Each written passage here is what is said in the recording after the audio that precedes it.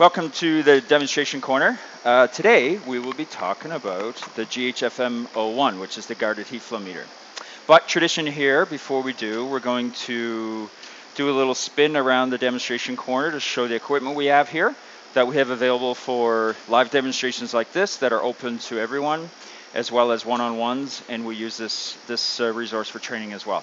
So going this way, we have our heat flow meter, which we did a live demonstration yesterday. This is our HFM-100, which measures thermal resistance and thermal conductivity of insulation and construction materials. We have an HFM-50 and an HFM high temperature for doing a larger temperature range. If you would like to know more about that, the demonstration video we did for that, just write us and we'll send that link to you. GHFM-01, which we'll be talking to you about, but let's go over here. And we have our MP1, which stands for measurement platform. This combines three methods: transient plane source, transient hot wire, and transient line source. Connect it to the single controller, which you can acquire without these modules. These are modules for each of those methods to measure temperature, as wide a range as cryogenic up to 300 Celsius. So again, transient hot wire for liquids following ASTM D7896, and TPS following ISO 22007-2. And then we have these two methods broken into individual products. This is our TPS2, which is our basic level transient plane source following ISO 22007-2. This has a thermal conductivity range of 0.01 to 100 watts per Kelvin, or expanded 0.01 to 500 watts per Kelvin. I should mention that the MP1 TPS has a thermal conductivity range of 0.005 up to 1800 watts per Kelvin, and quite a bit more capability in terms of recording data and the calculation modules that allow you to really expand the method. We have live demonstrations on both these. If you would like to see them, just let us know, or we can arrange one. And then we have our transient hot wire method, which is for measuring liquids for thermal conductivity, thermal diffusivity, and specific heat. This one is missing its sensor. It would normally be here. It's for measuring, we have temperature range of cryogenic up to 300 Celsius with a back pressure up 20 bar and 35 bar. And then down the other end of the bench, we have our HFM-25, which is our heat flow meter for small format insulation. And then further down, we have our MP2, which is the baby brother to the MP1, which has all the same methods, just really scaled down for budgetary reasons, and it's also portable. So today we're going to talk about the GHFM following ASTM E1530. This method in particular is designed for, of course you can measure homogeneous materials, but its strength is in the thermal resistance and thermal conductivity measurement of complex materials. So what is a complex material? So here I have a few materials that I would consider somewhat complex. So this is a porous concrete, and as you can see, the porosity is not perfectly distributed, and even in the cross section you can see that we have porosity throughout. A more extreme example is this concrete with aggregate. As you can see, it has small and large aggregate inside a concrete matrix. That is certainly not homogeneous. So what do I mean by homogeneous? It means any material that's not a single material, and the nature of the composite or the fillers or the porosity are large or influential thermally. That's really key. Another important area is layering or anisotropy. So this is an anisotropic sample. It's a little bit hard to see, but you can kind of see there's a pattern to it. It's a graphite material. Its layering is repeating in nature, and its anisotropy is repeating. So if you look through the thickness, it has similar layers and similar influence of conductivity. So the time scale, if you were to measure conductivity at different lengths of time with a transient method, you would see that the anisotropy is repeating. So if you measure 10 seconds, for example, and that penetrates halfway through, the axial number is the same as if it would be for 20 seconds, 3/4 of the way through. That's repeating layers. The assumption of transient methods are that the anisotropy is repeating through the thickness. So that would be layering materials, fibers that are aligned to create anisotropy. That's really key. So what if they aren't? Well, we can disrupt that assumption by just adding a single layer of material. So let's put a layer of stainless steel and then the same material. So what we've done is we've created a non-repeating anisotropy. So if we measure this with TPS method, and we look at the assumptions, consider the assumptions that it's repeating through the thickness, at different time scales, that's not the case. You're going to have an ever-changing thermal conductivity through the axial direction or through the thickness, because you're going to have a dominant effect of this outer layer and some unknown effect of the additional layer in this case. So if you add other layers to this, it just makes that much more complicated. So essentially, if you measure different time scales for transient plane source for anisotropy, the axial value is always changing. It's infinitely changing with different time scales. So what is the real value through the thickness? There's only one way to know that, and it's measure across the whole thickness with a steady state device, and we'll talk about that. So those are some of the extreme examples: heterogeneity, layering materials, complex materials that are not repeating in they're layered. We did really a full webinar where we showed results of a variety of transient plane source methods that measure anisotropy, and we compared them to this exact material. And you can see on this sample that when you measure anisotropy and compared it to a steady state device which measures the full thickness, thermal resistance, and thermal conductivity, the data is very good. The through thickness value matches the through thickness value from the guarded heat flow meter. And then you have the additional value of in plane. And then we add this layer, and you can see the effect of it, that it's ever changing and it does not match. It never reaches to the full value.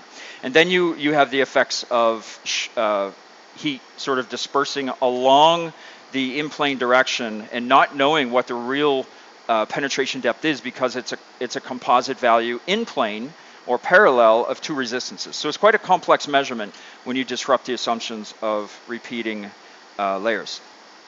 So before we get into use of the instrument, there is one more thing to talk about with heterogeneous materials, because I think this being an extreme example, this being a more common example where you have heterogeneity of porosity, one of the things that the methods that we often use are transient plane source method. So we're going to just turn the camera and discuss a rather important topic. So if we take this aggregate concrete, and we were to test it with these transient plane source methods. So this is the modified transient plane source, or commonly known as MTPS. This is TPS company number 1, and our transient plane source sensor for the MP1 and the TPS2. These all are approximately 13 millimeters diameter, plus or minus half a millimeter. So they're all doing similar diameter scales. Now, if we were to place this on, if you were to put your contact agent and place this on the MTPS sensor, the time scales available for the MTPS are 1 to 5 seconds. What's the issue there is even when you take 13 millimeter diameter circles and place it at different locations, you can see that that value is never going to be truly representative. And then you look at the cross section. The cross section is also heterogeneous. So the one advantage you have with a longer test time is that you can try to average locations by doing multiple locations, but also average the thickness by using a wide variance of time. The traditional TPS sensors have test times of 1 second to 1280 seconds. And what that means is that you can increase your averaging of the sample by penetrating deeper into the material. Again, the basic theory of transient plane source is that the heat we introduce never leaves the boundaries of the sample. So if you were to take our 13 millimeter sensor and move it around, and this is the same for all of them, you can see that the average value is going to be ever changing. So even if you do 1, 2, 3, 4 locations, those differences between each of those locations are going to be extreme. The rock is probably in the range of 2 to 4 watts per meter Kelvin. Concrete by itself is in the range of 0.3 to 0.8 watts per meter Kelvin. You have all the porosity in between. So the other strategy is to increase the diameter of the sensor using a TPS. So you can see the effect of going to a larger diameter, that you're going to increase the area and get a larger amount of volume included in that data. That does help. But ultimately, for the thermal conductivity of this piece, what is it? The only way to really be confident that you're getting the full sample represented is to measure across the whole surface from one side to the other using a steady state. And then you have the resistance effect. So in the transient measurements, we're typically doing especially with these larger sensors for such a sample, we're doing 10, 20, or 80 seconds. That gives us a good volume representation. Some of these disturbances can affect the results, meaning the heat penetrating from a transient measurement, hitting some of these lower and higher conductivity materials, disturbing our transient. When you measure steady state, which takes on the order of 25 to 30 minutes, we have a steady state. So the heat, any thermal behavior inside of it caused by transients is gone. So we have a high confidence value based off of a delta T that is stable. So that is the true resistance and the true calculated conductivity from the resistance for that sample. So what we'll do now is we'll show you a little bit more about the GHFM and its characteristics. I just thought that would be an important topic to talk about. So this is our GHFM. It has a couple, the outlying specs are minus 20 to 300 Celsius. So that means the mean temperature, which is typically in the 10 to 30 degrees delta between the top and bottom. The plate range is minus 20 to 30, minus 20 to 310. So your mean temperature would move up and down depending on your delta. The overall thermal conductivity range is around 0.1 to 100 watts per meter Kelvin. The stack that comes with the instrument, so what do I mean by stack? This would be, if you look on the bottom part of this instrument, this is a swappable stack. The stack that's in there, that's included with the basic instrument, really covers the thermal conductivity range, which is actually thermal resistance, but the thermal conductivity of about 0.5 up to 100 watts per meter Kelvin. And that's our standard stack.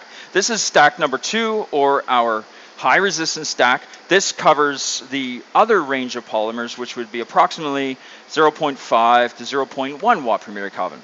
So if you want to test a large range of polymers that are not highly conductive, you might add this to your acquiring of the 01 and you can swap it. And I'll show you how to do that because it's pretty neat. So what we'll do is we're just going to show you the characteristics of the electrical motors. So before I do that, I'll describe it and then I'll go through the motions and show you.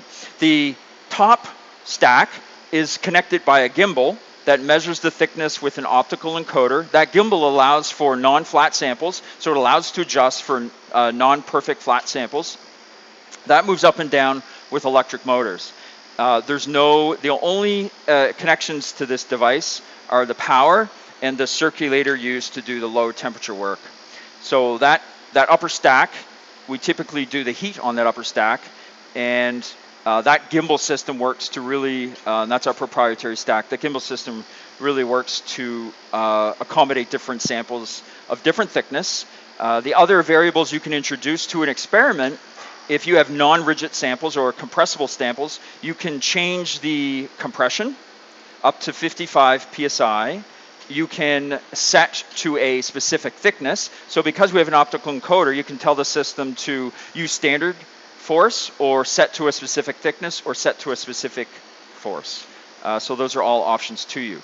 And then the oven, which you'll see move later on, that oven is what comes up and surrounds the sample, and that's what makes this a guarded heat flow meter.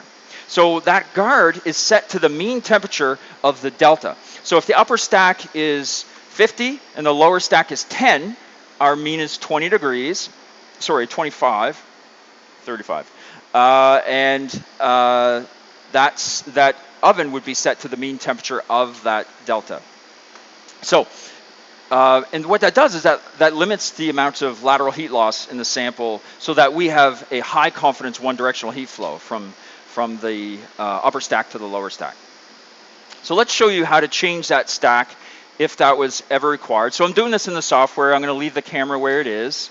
So I'm going to expose the lower stack. We do have to leave the door closed to accomplish this. So you'll see the upper stack raise above its normal open amount. And then you'll see the furnace come up beyond its normal operational range to expose the lower stack. And we'll open the door and show you what that looks like.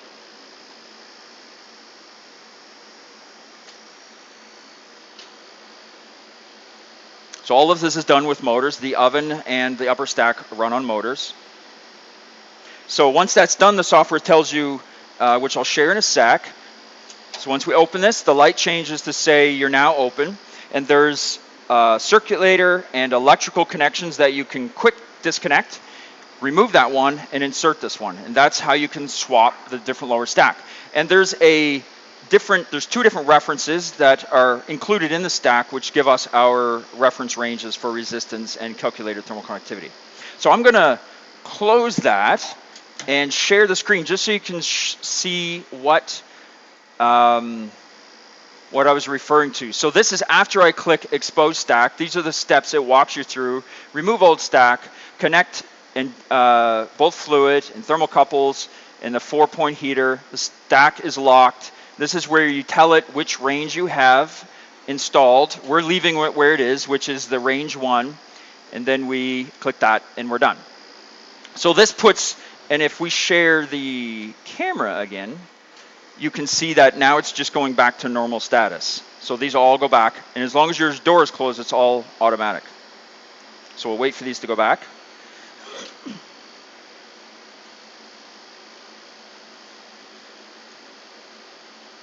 So now we're going to do a little setup of a sample. In this case is Pyrex. In the guarded heat flow meter, we do use a contact agent. That contact agent is part of the calibration of the materials that come from the factory already done. Those reference materials come with the instrument because this is a comparative method. What we do is we'll dab on silicone paste. But one of the steps before you install the system is 0. So what that does is we can measure the sample thickness before we add the paste. And then when we calculate the resistance, so I'll do that just now. When we calculate the resistance of the sample, the instrument knows the before and after thickness. So applied paste and without paste to know what the thickness, the true thickness is, so the resistance is changed by that small amount. So we're going to introduce the sample. We're not going to worry about paste right now or the oven. We're going to close it, and I'm going to share the desktop. And we're going to clamp to measure. Well, let's put the name of the sample in. So we're clamping to measure with no paste. So this will come down at a defined pressure. It'll verify the thickness. Again, there's an optical encoder that's reading an accuracy of roughly around 0.025 millimeters. So there's our thickness of that sample. So I'm going to remove the sample, and this is where I would add paste to each side. So how do you add paste? It's a dabbing motion. So you just want to cover the surface. So this normalizes the contact between the sample and the plates. So we dab it just to create a more consistent space, or rather a coating. So hopefully you can see that.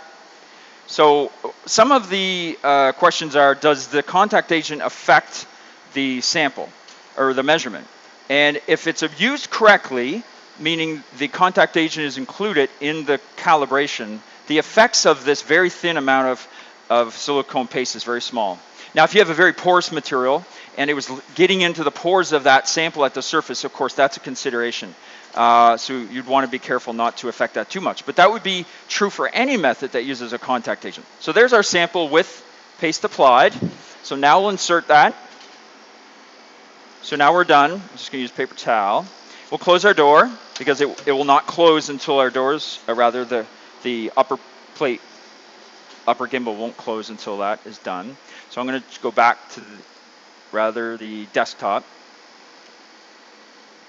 And here we have the temperatures of, let me see, just make sure I'm sharing the desktop. I am. So here we have our temperatures that we can test as part of this calibration. I'm just going to pick one. So let's do a mean of 40 degrees. So again, you can cycle individuals, skip one.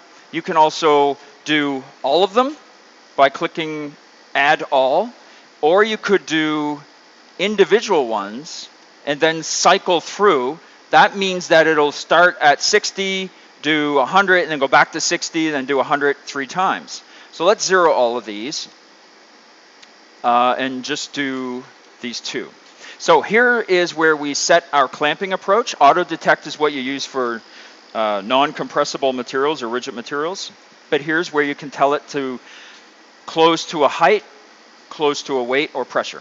So we're just going to leave it on auto detect. We're going to close plates. It'll ask us where do you want to save the data once the plates are closed. So here you can see the upper plate closing, and then the oven will come up and surround the sample. Oh, you can't see that because I'm not sharing the camera. Sorry that you missed that, but basically you can see the oven come up, and now our sample is compressed between the two plates, and the oven is centered around that. So let me go back to the desktop. So now you can see our test is ready to be measured, is ready to be started, I should say. Now let's give it a location to share the data, and our measurement starts. So once you've clicked start, it gives you our collecting data window. And here you see the status of 40-degree mean is running. And of course, there's no results until you have steady state. So what this is going to immediately do is the upper plate is going to go to 55 degrees, and the lower plate is going to go to 25 degrees. So what we're going to do is monitor the temperature on the left side, which is the plate temperature, the set temperature for each plate. And on the right side, this is the composite flux between the top and bottom sides of the instrument, of the plates. And once the composite flux is steady state, which is monitored for a length of time for quality, the results will turn from running to complete, and then we'll have our thermal conductivity and our resistance. The average time of measurements is roughly around a half an hour.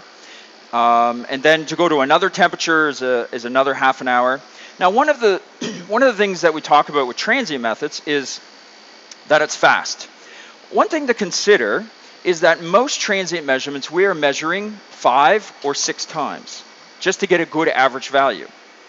In each of those measurements, there's a delay of 5 to 10 minutes between each one to allow the heat you introduce from that transient measurement to dissipate. Otherwise, you're going to get internal drift.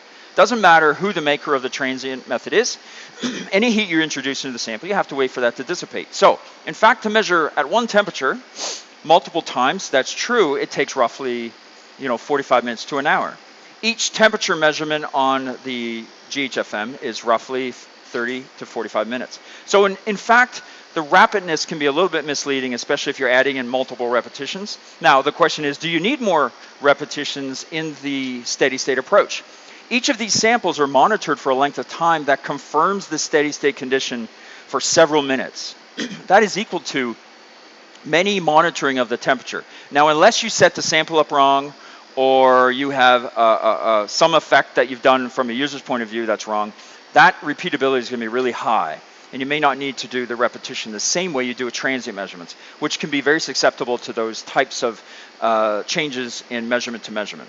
So, when you're considering which method to use, if your samples are heterogeneous or not repeating layers or disorganized, the time thing should be second to the true value or accuracy, especially if you're using these values for thermal simulations, where you want the value to be high confidence, or even in specification sheets, etc., that you're using the true value. And that's why this method has been around for 30 years. This method is a high confidence for measuring such materials. So you can see the temperatures, there's a little bit of overshoot and it comes back down. We'll watch this for another minute or so, then I'll open the software again and show you some previously measured Pyrex data so you can see what the results finally look like. We'll let this go for a few minutes more, but you can see that it goes to each temperature of 55 and 25, and that takes the time it takes. So let me show you the software of a complete measurement. So here's Pyrex run at 25 mean, 32.5 mean, and 40 degrees mean. See, we have a 25-degree value of 1.18, 1.22, and 1.25, and that comes from the resistance and the measured thickness of the sample. And there's your upper plate and your lower plate for each of these, and the guard temperature. Of course, the guard temperature set to the mean temperature. So you can see that's why those are. That's why we're getting high confidence values. Now, in an isotropic homogeneous sample like Pyrex, we could measure it by all of these methods, transient and steady state, we get a pretty good value. It's when you introduce complex materials that are, again, heterogeneous, non-repeating layering through the thickness, or complex materials. So this gives you a high confidence through thickness, heat flow, or one-dimensional thermal resistance and thermal conductivity.